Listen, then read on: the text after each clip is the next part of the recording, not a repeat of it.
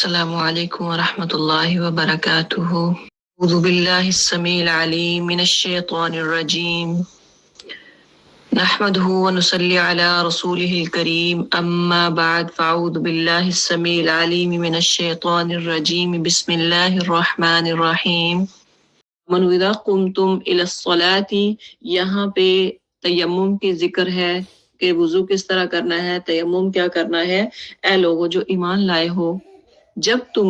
نماز کے لیے اٹھو تو چاہیے کہ اپنے منہ اور ہاتھ کوہنیوں تک دھو لو، سروں پر ہاتھ پھیر لو اور پاؤں ٹخنوں تک دھو لیا کرو۔ پہلا یہ تو ہے وضو کے بارے میں کہ وضو کس طرح سے کرنا ہے۔ یہ 4 ارکان جو ہے، یعنی پہلا کیا ہے، منہ اور ہاتھ کوہنیوں تک دھو لو، یہ 2 چیزیں، منہ اور ہاتھ، اور اس کے بعد سروں پر پانی پھیر لو، یعنی مسح کرنا ہے، اور پاؤں ٹخنوں تک دھو لیا کرو۔ یہ 4 جو ہے ارکان ہیں، فرائض ہیں یعنی وضو کے۔ اور باقی جو ہم طریقہ آپ صلی اللہ علیہ وسلم سے پتہ چلتا ہے کہ وضو کس طرح سے کیا جائے گا، وضو کا پراپر جو طریقہ ہے وہ آپ صلی اللہ علیہ وسلم کی حدیث سے ہمیں پتہ چلتا ہے کہ جیسا کہ آپ صلی اللہ علیہ وسلم کے بارے میں آتا ہے کہ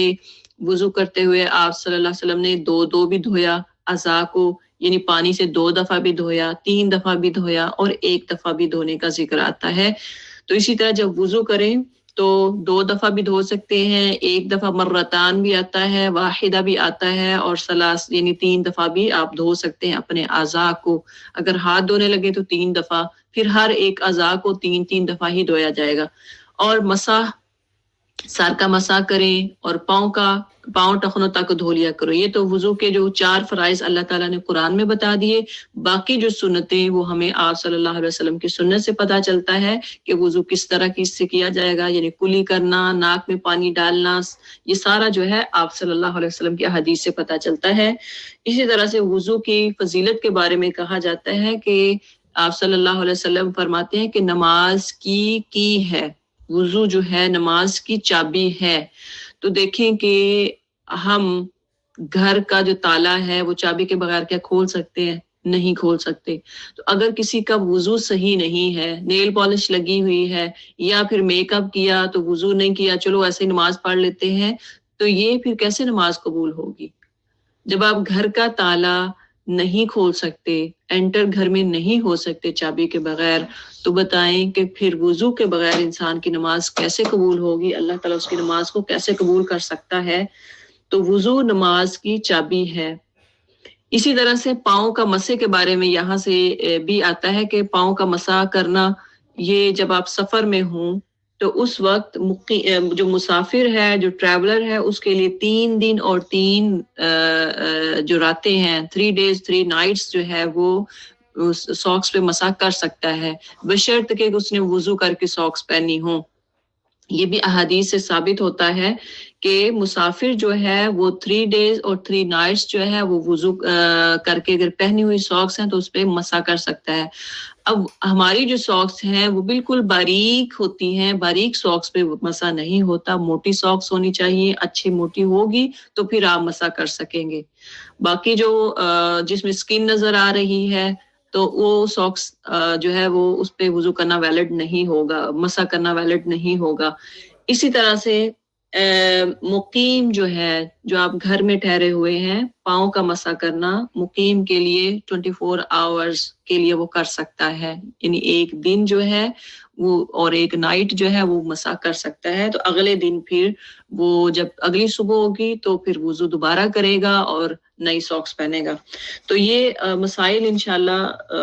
کبھی زندگی میں موقع ملا تو یہ ضرور سیکھیں۔ آپ کو پتہ ہونا چاہیے کہ اللہ تعالیٰ نے اس امت کے لیے کتنی آسانیاں فرمائی ہیں، کتنی آسانیاں کی ہیں کہ آپ اگر سفر میں ہیں، آپ پاؤں نہیں دھو سکتے، اور دیکھیں کہ جیسا کہ ہم ٹریول کرتے ہیں تو ایئرپورٹ پہ تو ہمیں ایسے جیسے ہمارے گھروں میں ہم سنک میں پاؤں دھو لیتے ہیں، تو جب آپ سفر کرتے ہیں تو سنک میں پاؤں دھوئیں گے تو یہ تو ویسے ہی جو گورے دیکھ کے حیران ہو جاتے ہیں، سم ٹائم تو وہ آپ کو دیکھ کے کہہ بھی دیتے ہیں کہ یہ کیا آپ کر رہی ہیں، کہ یہاں پہ تو منہ دھوتے ہیں اور آپ پاؤں دھو رہی ہیں، تو ان کے لیے عجیب ہوتا ہے۔ تو اس لیے اللہ تعالیٰ نے ہمیں آسانیاں دی ہیں، تو آسانی کو ضرور لیں۔ اگر آپ کو اللہ نے آسانی دی ہے کہ آپ مسح کر لیں، سفر میں ہیں تو مسح کر لیں، گھر میں اگر سردی ہے آپ نے ساکس پہنی ہے تو مسح کر لیں، اللہ تعالیٰ کی جو آسانی ہے اس کو لیں، بجائے کہ اپنے آپ پہ مشکل کریں کہ نہیں میرے لیے تو تقوی یہی ہے کہ میں اس کو جو ہے وہ میں کروں، اس طرح تو مجھے تو اچھا نہیں لگتا، تو یہ نہیں ہے، اللہ نے آسانی کی ہے تو کیوں نہیں آپ اس کو لیں۔ آگے فرمایا اور پاؤں ٹخنوں تک دھو لیا کرو۔ اب دیکھیں کہ حدیث میں اتنا بھی آتا ہے کہ وضو جب کریں تو اعضاء کو زیادہ سے زیادہ مطلب جیسے آپ بازو دھو رہے ہیں تو کوہنیوں تک کا ذکر ہے، تو کوہنیوں سے اوپر جو ہے وہ بھی آپ اس کو دھو سکتے ہیں۔ قیامت والے دن 5 اعضاء جو ہوں گے وہ چمکیں گے، 5 اعضاء قیامت والے دن چمکیں گے، اس میں 2 ہاتھ ہیں، منہ ہے اور پاؤں ہے، تو یہ 5 اعضاء قیامت والے دن جتنا وضو آپ اچھا کریں گے، یہ نہیں ہے کہ 3 دفعہ اللہ کے نبی صلی اللہ علیہ وسلم نے فرمایا تو آپ 5 دفعہ شروع ہو جائیں، ایسا نہیں ہے، یعنی نہ تو غلو کرنا ہے، نہ تو کوئی ایسا کام جس میں مبالغہ آرائی کرنی ہے، ایگزیگریشن بھی نہیں کرنی کہ بہت زیادہ آپ نے اس کو زیادہ کرنا ہے، یہ 3 دفعہ فرمایا تو 5 یا 7 دفعہ دھونا شروع کر دیں، نہیں، نہ کمی کرنی ہے، یعنی 2 یا 3 یا 1 کا فرمایا ہے تو اس سے یہ بھی نہیں ہے کہ چلو کوہنیوں سے نیچے نیچے دھو لے، تو ایسا نہیں ہے، جو آپ صلی اللہ علیہ وسلم کی سنت سے ثابت ہے اسی کو لیں۔ تو جو ہے حضرت بلال رضی اللہ تعالیٰ عنہ کے بارے میں آتا ہے کہ جب یہ موجلین یعنی آیا کہ 5 اعضاء جو ہے قیامت والے دن چمکیں گے تو وہ اپنی کوہنیاں ایسے بغل تک دھوتے تھے، تو اس لیے کیونکہ ان کی وہ چاہتے تھے کہ میری جو اعضاء ہیں وہ قیامت والے دن چمکیں، تو جیسے گھوڑا جو ہے وہ پہچانا جاتا ہے نا، مالک پہچان لیتا ہے، اسی طرح قیامت والے دن انسان جو مومن ہوگا وہ وضو سے پہچانا جائے گا۔ تو وضو کو اچھے سے کریں، اور وضو سے کرنے سے پہلے دعا پڑھیں، بسم اللہ پڑھیں، اور وضو کرنے کے بعد کی جو دعائیں ہیں وہ بھی پڑھیں، اشہد ان لا الہ الا اللہ واشہد ان محمدا عبدہ ورسولہ اللہم اجعلنی من التوابین واجعلنی من المتطہرین، یہ دعاؤں کو بھی ضرور پڑھا کریں، پھر ہی پورا ہمارا وضو جو ہے وہ مکمل ہوگا۔ اگر بیمار ہو، یہاں سے اب تیمم کا آ رہا ہے، اگر بیمار ہو یا سفر کی حالت میں ہو یا تم میں سے کوئی شخص رفع حاجت کر کے آئے، یعنی اگر آپ میں سے کوئی شخص جو ہے وہ answering the call of nature, یعنی رفع حاجت کر کے آئے، یا تم نے عورتوں کو ہاتھ لگایا ہو، ہاتھ کا مطلب یہ نہیں ہے کہ اس کو بس ٹچ کیا، اس کا مطلب ہے کہ اس کو ریلیشن قائم کیے ہوں بیوی سے، اور پانی نہ ملے